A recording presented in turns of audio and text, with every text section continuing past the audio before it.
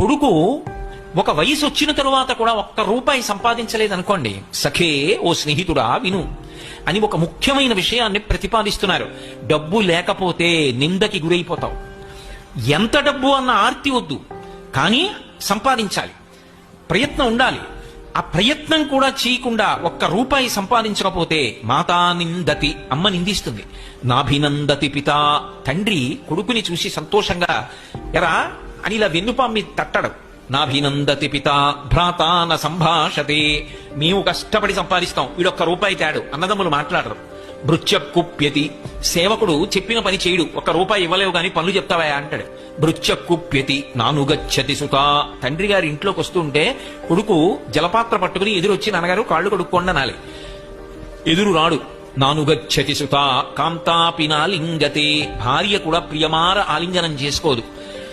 ఆఖరికి